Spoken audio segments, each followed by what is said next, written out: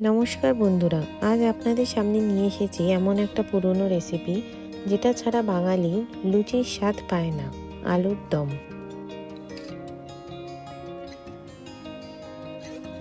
আমি আলুর দম বানানোর জন্য নতুন আলু ব্যবহার করেছি। প্রথমে আলুগুলোকে ভালোভাবে খোসা ছাড়িয়ে নিতে হবে।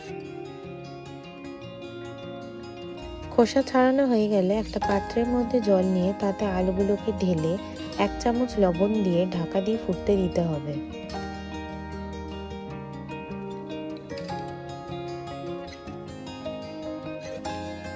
এই ফাঁকে আমি পেঁয়াজ এবং টমেটো কেটে নিলাম।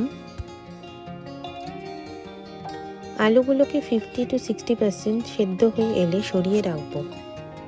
এবার আলাদা একটি পাত্রে তেল গরম করে তাতে মাঝারি আঁচে শুকনো কাঁচা লঙ্কা, তেজপাতা এবং গোটা জিরে ভেজে নিলাম। পেঁয়াজ কুচি এবং টমেটো ঢেলে দিলাম। 1 চামচ রসুন বাটা দিয়ে মাঝারি আঁচে ভাজতে থাকলাম।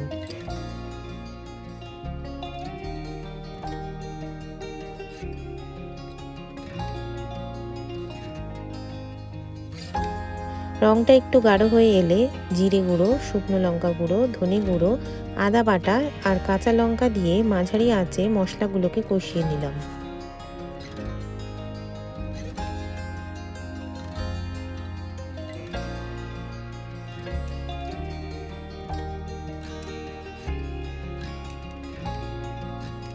এরপর স্বাদ মতন লবণ আর স্বাদ মতন চিনি দিয়ে ভালো করে মিশিয়ে নিলাম। চাইলে চিনিটা আপনারা স্কিপও করতে পারেন। এবার হাফ সেদ্ধ হওয়া আলুগুলোকে পাত্রে ঢেলে দিলাম। ভালো করে কষানো মশলা এবং অর্ধেক সেদ্ধ হওয়া আলুগুলোকে মিশিয়ে নিলাম। আঁচ কমিয়ে রেখে মশলা মাখানো আলুগুলোকে ভালো করে কষাতে হবে।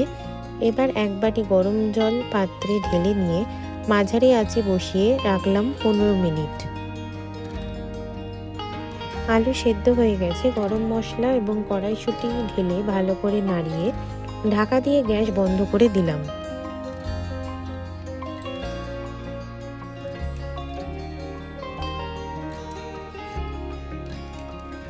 আগেই বলেছি লুচি ছাড়া আলুর দম অসম্পূর্ণ, তাই দুটো লুচি ভেজে নিলাম।